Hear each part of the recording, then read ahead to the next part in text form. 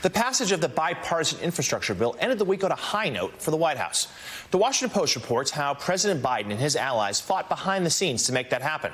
They write, the long-sought legislative win came hours after a positive jobs report and encouraging news about an experimental drug to treat COVID-19, capping the most topsy-turvy week of Biden's presidency.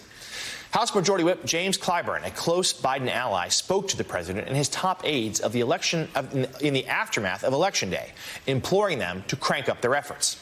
I told all of them that I thought that we had reached make-or-break time, and it was time for the president to throw down a marker, he said in a Saturday interview. The Post continues, by Friday evening, Biden did something he hadn't done throughout the many months of talks. He issued a public statement calling on all members to vote to pass the infrastructure bill tonight and advance the social spending bill with an eye on passing it later. The White House continues to negotiate with Democrats over the social spending bill, which now must survive complex ideological battle lines in the House and Senate. As they plan to do that, they also want to ramp up efforts to sell the infrastructure bill to the American public, which will be closely watched in the party. Joining us now, Vice Chair of Financial Services Committee and member of the Transportation and Infrastructure Committee, Democratic Congressman Jake Auchincloss of Massachusetts. Congressman, thank you so much for being here.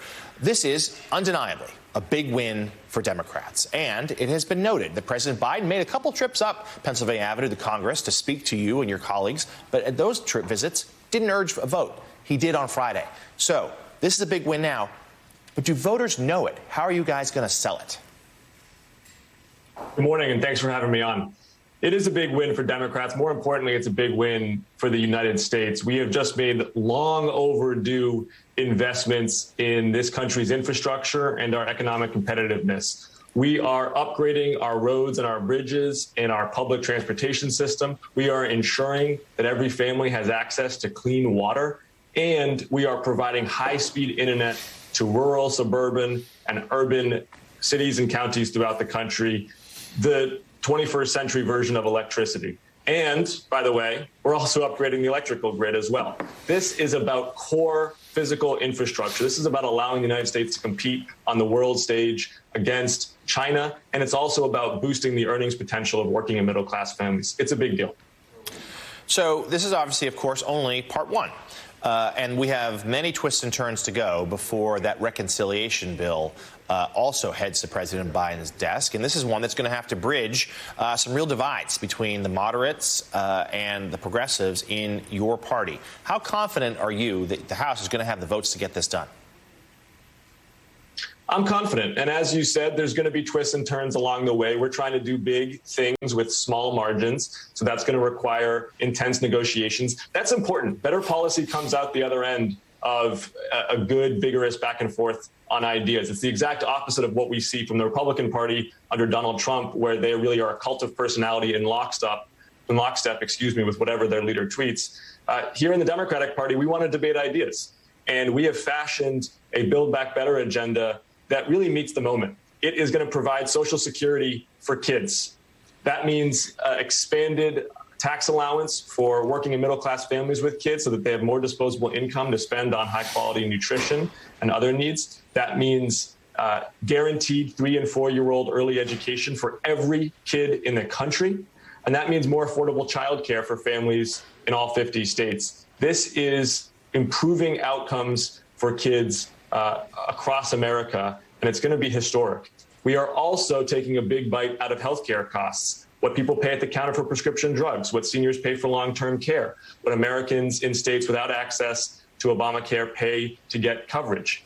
And finally, we are finally going to take the big, bold action necessary to meet the climate emergency with clean energy tax credits and a host of other climate resilience measures. The Build Back Better agenda is historic, it's necessary, and we are going to get it done. So, Congressman, you just listed the real-world impacts of the bills, and that can't be overstated. But, of course, it's Washington, so there's also the politics involved. We just read from that Washington Post piece that made clear the need for an electoral win for Democrats in the heels of a tough election on Tuesday night, especially in the Virginia governor's race. How important is this, as all of you, yourself included, face re-election next year in the midterms? How important is it to have this to run on? Well, it's critical. Americans need to feel, not just hear, about the legislation that Democrats are enacting. I'm from Massachusetts, as you mentioned, right next to Boston. And we just saw on election night, my friend Michelle Wu become the next mayor of Boston. Michelle ran on a progressive platform, but with a get-it-done attitude and agenda. And I think that is the balance that Democrats are going to want to strike nationally. We are going to be unapologetically big and bold about what we're trying to accomplish for this country, whether it is ensuring voting rights, whether it is investing in our infrastructure, whether it is improving the outcomes for kids. But we're going to do it in a way that is concrete and really lets people feel the deliverables that we're enacting. Congressman Jake Auchincloss, thank you so much for being here. We'll talk to you again soon.